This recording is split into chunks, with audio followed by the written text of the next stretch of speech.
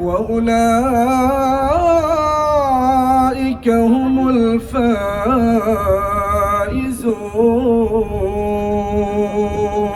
صدق الله العظيم. MashaAllah. Takbir.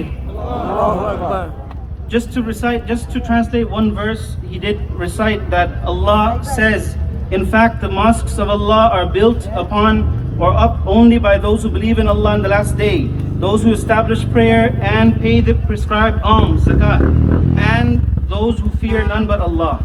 So it is hoped that they are to be among those on the right path.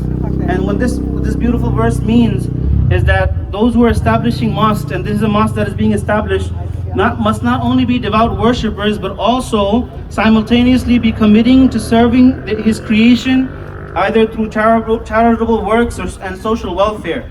Their commitment to Allah compels them to be firm upon justice and truth.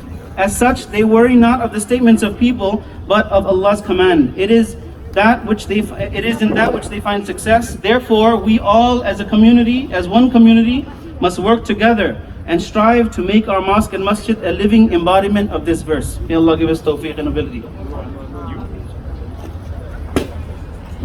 Assalamu alaikum. Just to give everyone an idea of how fortunate we are blessed with the presence of a few honorable people. So I'll quickly go over who we have here with us, inshallah, excluding Eric Adams, our mayor. We'll save him for the end.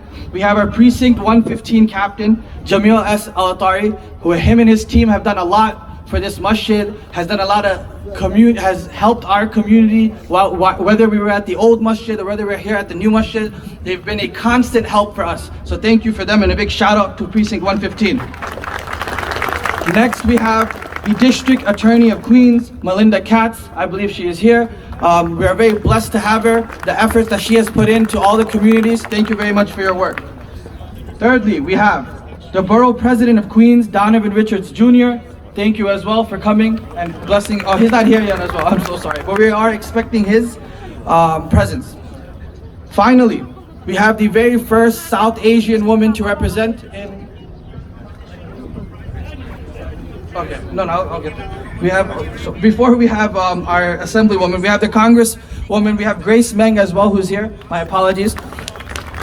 And finally, before we get to Eric Adams, we have our very first South Asian representative. We have Assemblywoman Jennifer Rajkumar. So inshallah, without further ado, I'll have each one of them come up, share a few thoughts. They'll be very quick, inshallah, and I remind you we are short on time. So about 1 minute each. So we'll start with Grace Meng. So if you could please come on up, please. Thank you. All right, let me cut down my speech.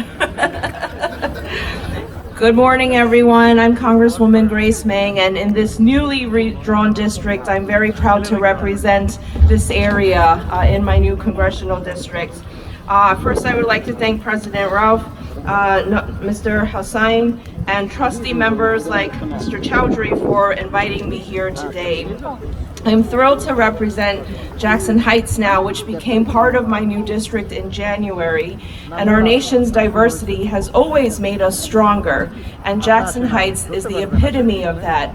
We are the world's borough for a reason. Our Muslim community is an outstanding and vibrant community, and I'm privileged to represent such a large community in Washington, D.C. And it's always critical to make sure that our neighborhoods have access to options that reflect their religious needs. During our COVID-19 crisis, it was our Muslim and South Asian communities that were at the forefront and working with us in government to distribute protective equipment